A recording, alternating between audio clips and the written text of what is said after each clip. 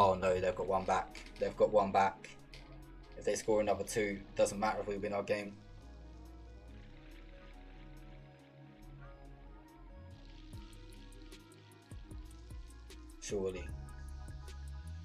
Surely they don't score 2 goals in added time. I'm not even on about our game, I'm on about the Celtic game. Surely Celtic don't score 2 in added time. I'm not even fussed what happens with this highlight. I'm all worried about the Celtic game. Oh my god, I saw Celtic scored, but Hibs have got another one. That is it. We have won the Scottish Premier League for the 2nd year in a row. The final day has caused, well, I wouldn't say an upset, just pure mayhem. We are crowned champions of the Cinch Premiership. Oh, that feels so good, man. Let's freaking go, chat. Come on now. Woo! Super happy with that. Super happy. We've been given a transfer budget of 6 million, which isn't great, but it is what it is.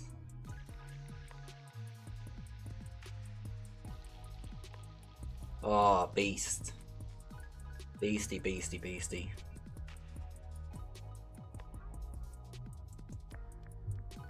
That's going to do wonders. Oh, we did drop a little bit actually. That 3 million is going to get us back up to 21 million in the club's coffers.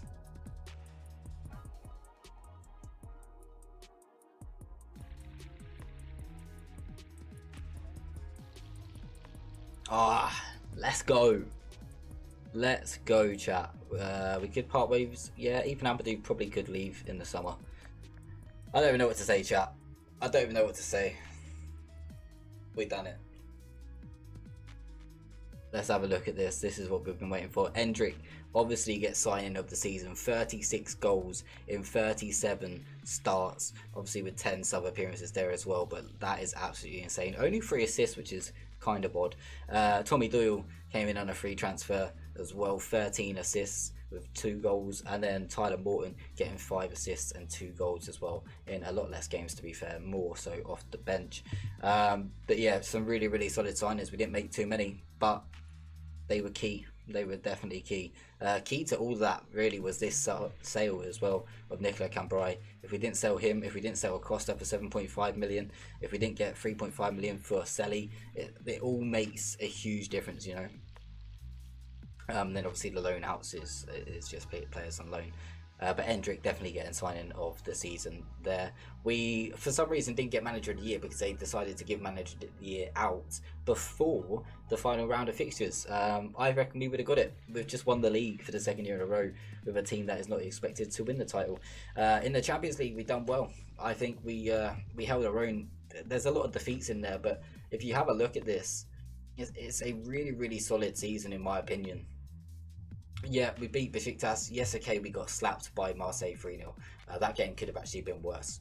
But then we played Real Madrid. We lost 4-3 by 1 goal. We lost to Liverpool by 1 goal, 2-1, and that was a 93rd minute winner for Liverpool. We then beat Aris. We absolutely smashed Slavia Prague. We then lost to AC Milan by a single goal. Chelsea by a single goal. Then we went into the knockout rounds against Barcelona. This game we definitely did not deserve to lose. We didn't. If anything, I actually feel like we deserved to win it, but we ended up losing 2-0. Just one of those games. Yes, okay, we deserved to get beat in the away leg. It is what it is. We went out of the Champions League in the knockout rounds with it being our first season in the competition, so I'm actually super happy with that performance. In the Scottish Cup, would have preferred to do a little bit better. We went out to Rangers though by a goal to 0. It is what it is. That means we did not complete the domestic treble, but we did get the domestic double after winning the Premier Sports Cup for the first time in this save. So we have now won every single domestic trophy in Scotland. At what point would we say that this save is complete? Get in the comments and let us know. We've won the Premier League back-to-back seasons. We've won the Scottish Cup 3 times. We've won the Premier Sports Cup once. We're definitely going to go again next season with this save, see what we can do in Europe.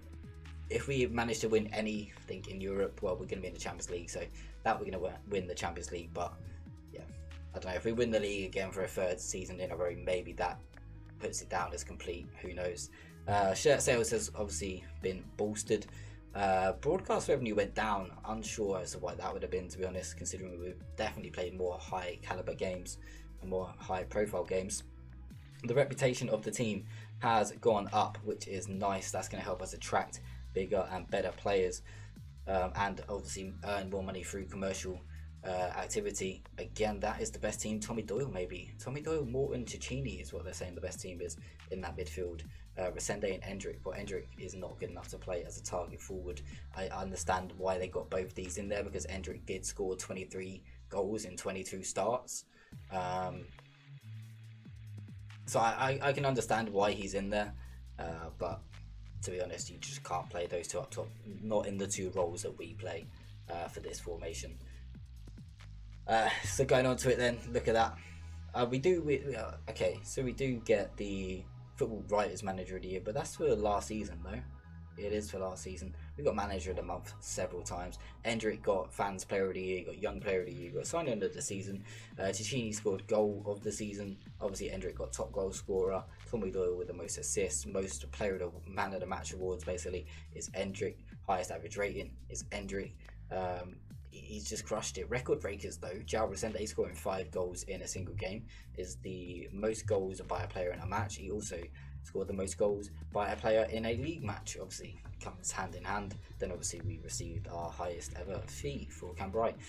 So yeah, all round a very, very good season.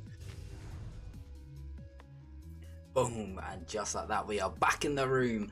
What a season, unbelievable season. We'll take it. Unfortunately we couldn't do much in Europe, but what a season, what a way to finish the season, clutching it on the final day, getting help from Hibs, our arch rivals, helping us clutch the title. Big season, second season in a row now we have won the Scottish League title. We are going to continue on with this save because we want glory in Europe, chat. That's what we want glory in Europe. That last little segment was pulled straight from the last stream. If you did miss it, make sure you are subscribed to us here on YouTube, because as of 2023 all of our content will be here on YouTube. Our live streams and our videos all going out here on YouTube. If you haven't already smashed that thumbs up, please do hit a thumbs up and help us with that too. But without further ado, let's get into what has happened in the preseason. It has been a big preseason, chat. I've signed someone. Or 2 players really, who I feel can really help us kick on to the next level. Europe might be a stretch this season, but I generally believe in a season or 2 we will be competing at the top end of the European fight. But let's get into the transfers first and foremost. So let's jump across to the transfer screen. Big off season. You can see it already. Big players have signed for Hearts. We're going to run through them. First and foremost, we're going to go through Calvin Ramsey on loan from Liverpool. We have brought him in mainly because he's Scottish. He helps with our Scottish quota in Europe, and it allowed us to loan Rodriguez out to try and boost his value before we try and sell him at the end of the season. Calvin Ramsey's contract also runs out at the end of this season as well, so I'm hoping that in January we'll be able to offer him a contract and hopefully get him on board on a free transfer. Fingers crossed he does not sign a new deal with Liverpool, but a really decent signing, all round very good player. Could do with a bit better tackling, we'll try and work on that, but I'm really happy with that on loan. We are paying a little bit of a fee, but you know, with the opportunity of getting him on a free, we don't mind paying that fee. The next one through the door is William Carvalho. Yes, he is a bit of a veteran, 34 years old, but look at these attributes. The technicals are very good, 17 tackling, some mentals very good as well. Vision 16, teamwork 17, positioning 17, work rate's only a 12, but we can deal with that. His concentration is a 19, composure 17, balance 17, stamina for a 34-year-old is still 16, and 16 strength too. Obviously lost a little bit of acceleration and pace, but he still has the stamina, still going to be able to play a good number of games for us. Unfortunately he is currently injured, but a really decent signing. Has only signed on a 1-year deal. If he can keep his stamina towards the end of his contract, we will look to extend that. Moving on to the next one then is Florin Iftimi. Now this guy is a regen, a Romanian regen, He is going to be up for grabs. If you join us on Patreon, you'll be able to pick a player and you can be in the game. Obviously, there's other players that you'd probably want to pick first, Marshall Colbert, to mention one. But this player, he's just a youngster. He's 18 years old, got some decent mentals, some very, very, very good physicals.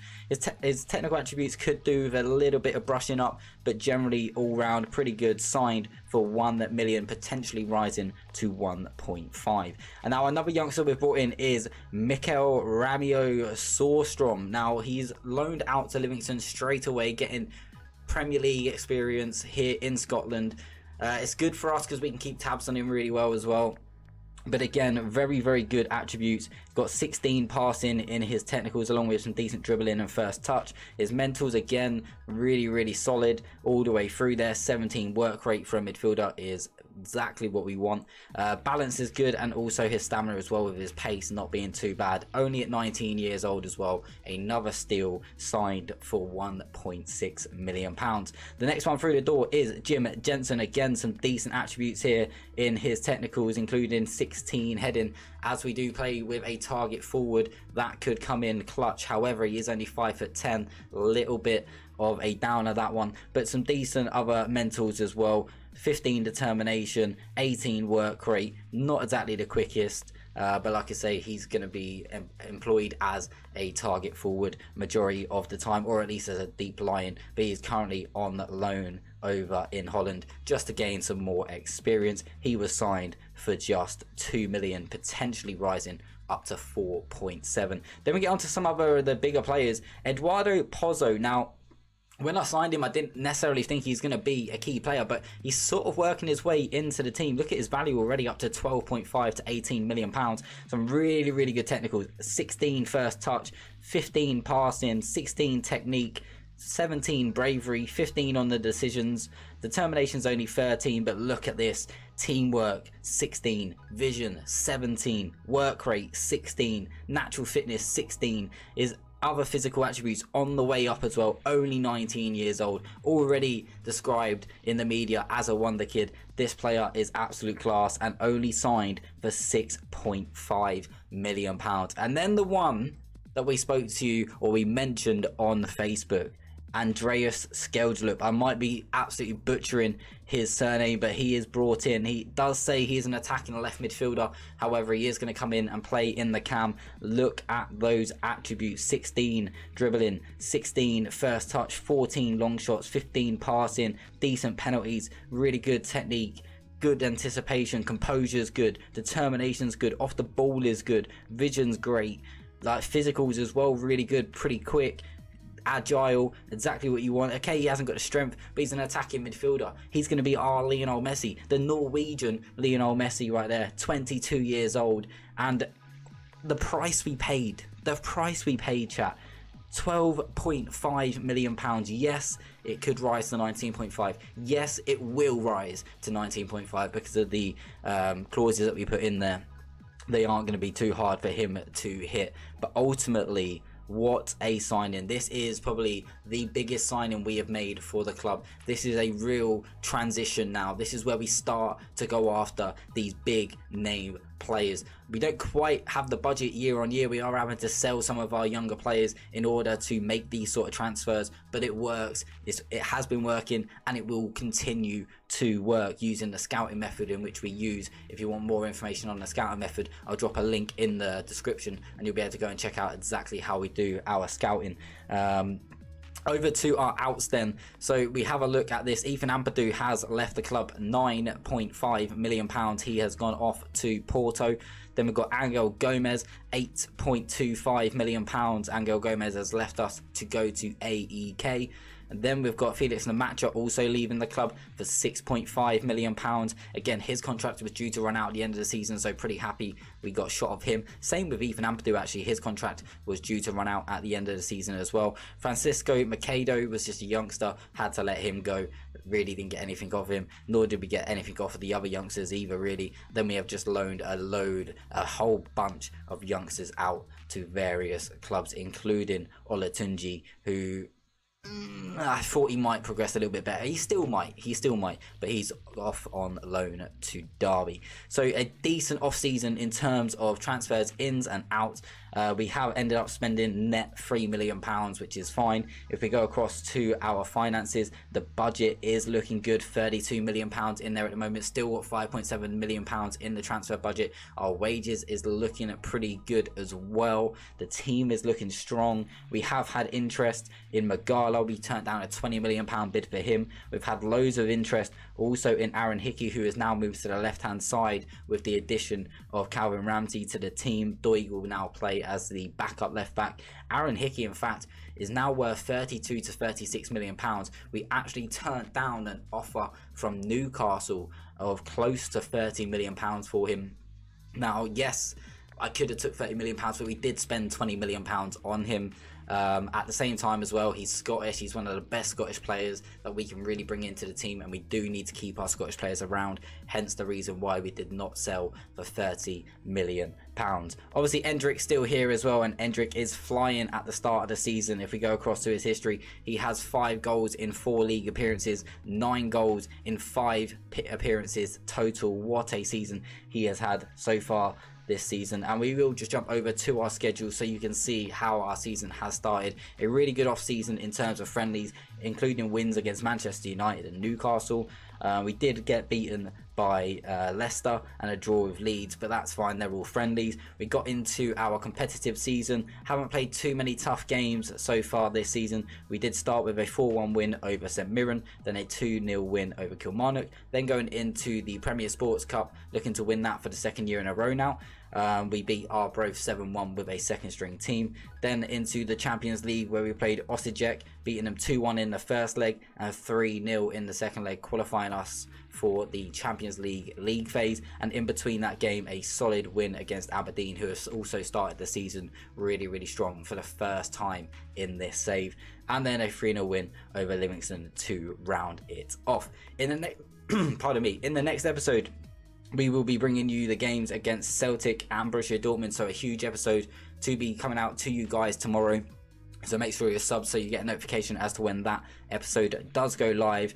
But what we'll do before we end this episode, we will show you the draw for the Champions League, or mainly the games in which we have got. So we've got to play Borussia Dortmund, AA Ghent, Villarreal, Barcelona, Monaco, Young Boys, Rennes, and Inter Milan. So the way I see it, if we have a look at these, we are away to Borussia Dortmund, let's just say a loss. Then we've got to play Ghent, should be 3 points. Villarreal at home, I think we can squeeze a point out of that game, so let's say 4 points now. Barcelona at home, let's just say a loss. Monaco away, let's say a loss. Young Boys away, I still think we should be winning that, so let's say another 3 points there. That now puts us up onto 7. And then we've got Rennes at home, let's just say a point, that puts us on 8. And then Inter Milan away, let's say a loss, so that will leave us with 8 points. Now 8 points, looking at the last couple of seasons, is not going to get you into the knockout stages of the Champions League. Well, it did this season, or the first season of the league phase, Champions League, with the new format. Last season, our first season in the Champions League, 8 points would not have qualified you for the knockout rounds of the Champions League. So we do need to do slightly better than I expect us to. We are going to have to pull off an upset somewhere down the line, given our form and how we played in this competition last season. Even when we played the big teams like Liverpool, Real Madrid, we only lost by 1 goal, and Chelsea, we only lost by 1 goal. So I think we can maybe somewhere against one of those tough teams where I thought we might lose, maybe we can pull off a shock and get a point at least in one of those games. So I'm feeling confident. I think we might be able to scrape through. It will be scraping through because we have got some tough draws and some tough games in there.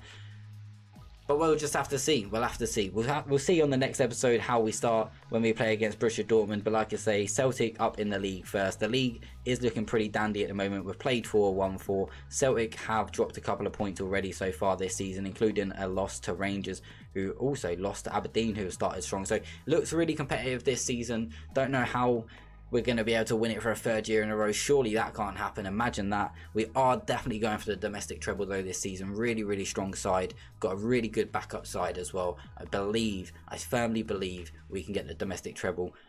If we can get into the knockout rounds of Europe, great. And then next year we are going to try our hardest to get some form of European glory. maybe it would be easier if we actually drop down into the Europa League, because I think our team is more than good enough to win the Europa League. We saw Celtic get to the final last year. If they can do that, we can do that. Can we go one better? I firmly believe so. But guys, without further ado, thank you very much for watching this catch-up video, and we'll catch you on the next one. Peace out.